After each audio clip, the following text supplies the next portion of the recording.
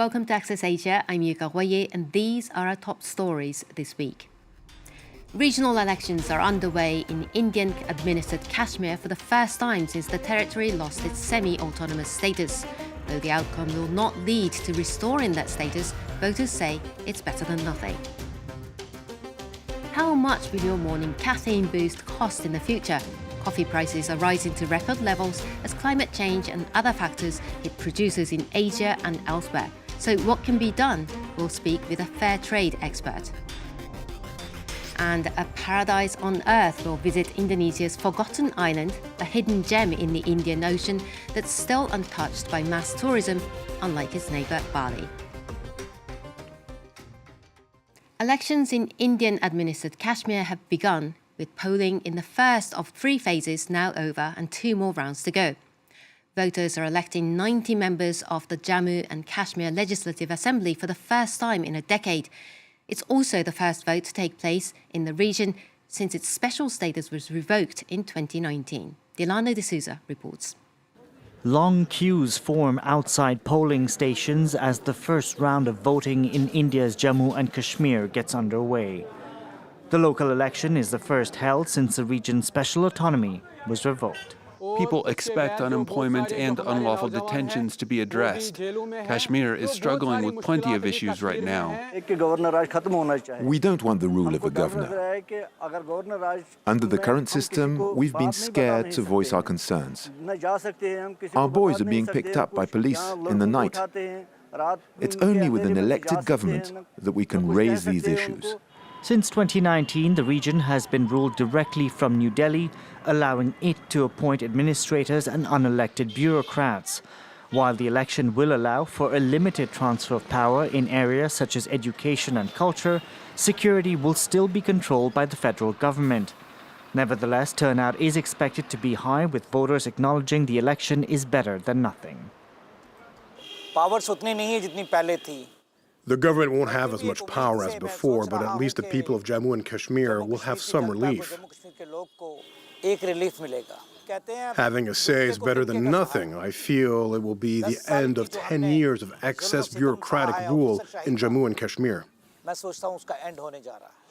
2 additional phases of the vote are due to take place within the next 2 weeks. Over 500,000 security personnel have been deployed to secure the election, with results expected on the 8th of October. A cup of coffee could soon become a luxury drink. The prices of both Arabica and Robusta beans have been climbing to record levels as extreme weather events have damaged crops in major producers such as Brazil and Vietnam. But there are other economic factors affecting farmers. Now, to get a better picture of what's happening in the world of coffee, let's bring in Monika Firl, Senior Manager for Coffee at Fairtrade International. She joins us from Montreal in Canada. Well, thanks for speaking with us, Monika. I know it's very early in the morning where you are. Have you had your morning caffeine fix yet? Thank you. It's really great to be here. And yes, I am in process of having my first cup of coffee this morning. So good to join you. And could you tell us why coffee prices are going up so much? Everything has become more expensive. The cost of living has gone up 5 to 10% in many countries, and even 20% and rising in important coffee countries like Ethiopia and Laos. With expanding waves of internal displacement and migration, the cost of harvest labor has exploded in many countries. And if you can even find people to come work, the risks and loss of crop and infrastructure due to climate disasters continues to grow. Inputs, fuels, processing services, the list goes on, and it has all become more expensive. So it's not just due to extreme weather. Now, Vietnam is a major producer of Robusta beans, which are cheaper than Arabica beans in general, so perhaps less profitable for farmers there. Is life difficult then for coffee producers, particularly in countries like Vietnam?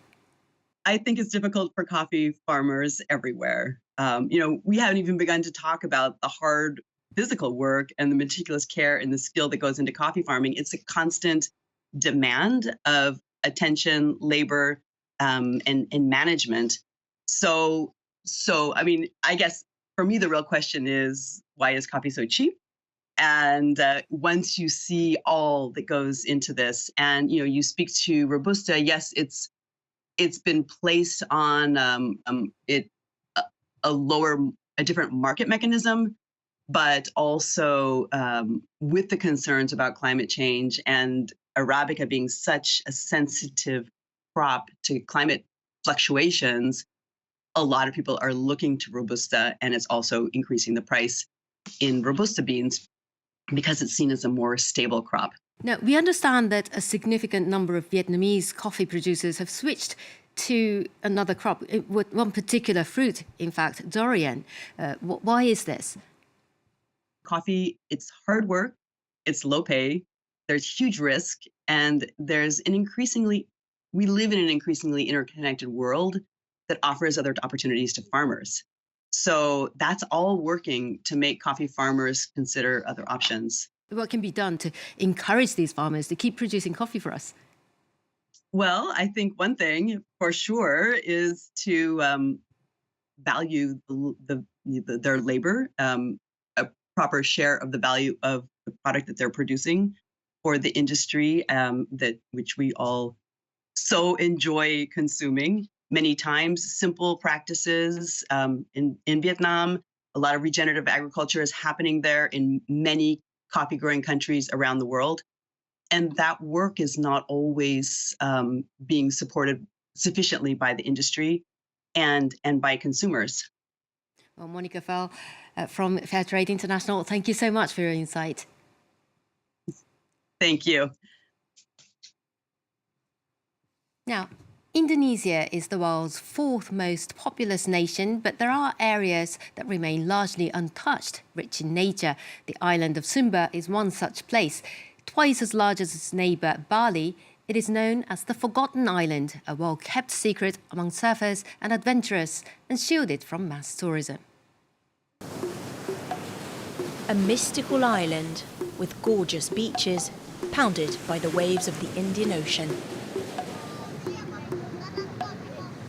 With its hidden waterfalls and turquoise lagoons, Sumba is a haven for nature lovers and surfers chasing the perfect wave.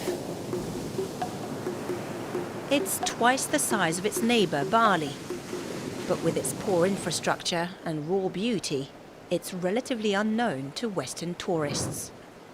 Only a few lucky visitors have dived in the Waikuri Lagoon. It's really quite untouched. We went to beautiful waterfalls where there were no people travelling and no people there, and you had it all to yourself in nature. Turquoise waters with impressive waves. Latif Arakasa is one of Indonesia's top surfers. Born in Java, he found the perfect wave here, 1,000 kilometers away from home.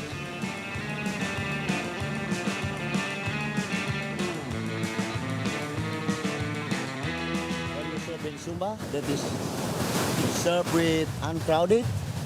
No one here, only surfing by yourself. That means Sumba is last paradise in Indonesia. The first inhabitants arrived in Sumba in the 11th century on horseback. Today, horse riding is still a vital part of the culture. Sandalwood horses, known for their endurance and speed, get their name from the aromatic sandalwood trees that once covered Sumba. Sumba horses are quite unique. They're much smaller than other horses. Never mind cars, owning a horse here is a sign of power and wealth. Every man must have a horse. It's a matter of social status. While men tend to their horses along the coast, women and children try to gather food during the low tide. Crabs, shellfish, seaweed, locals rely on Mother Nature to feed their families, as the island is one of the poorest and most underdeveloped in Indonesia. I'm picking seaweed for dinner tonight. You can eat this type of seaweed as it is, raw. Or you can take it home, cook it and mix it with rice. There's no traffic in Sumba, only dirt paths and a few paved roads, buildings are a rare sight. There are churches and tombs on the side of the road, but no shops, no restaurants, as if time was standing still.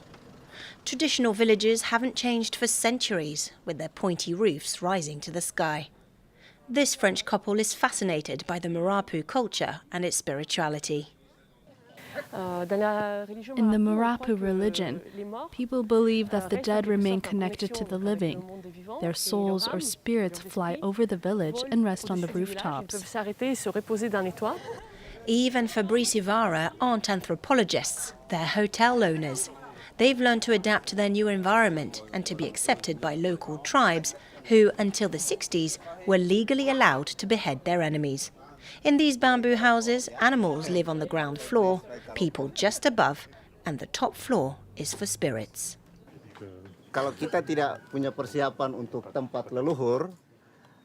In our religion, if we don't provide space for our ancestors in the house, they might come to haunt us at night. Sumba is home to around 700,000 people who speak up to 8 different languages. The island is only just starting to boost its tourist industry. Cape Corosso in the west is also the name of a hotel that opened last year. Built on 6 hectares, it blends with the landscape. 20 villas with private pools along the beach. This French couple left Paris to build a new life here. They invested and hired 220 locals. Resources are scarce on the island. We had to use whatever we could find locally. The logistics are tricky. For example, there are no hospitals nearby, so we needed to hire a doctor on site. And we also had to get a carpenter. Every year, only 25,000 tourists visit Sumba, a little corner of paradise, left unspoilt for now. That's all for this edition of Access Asia. Thanks for watching, and please do stay tuned if you can for more world news here on France 24.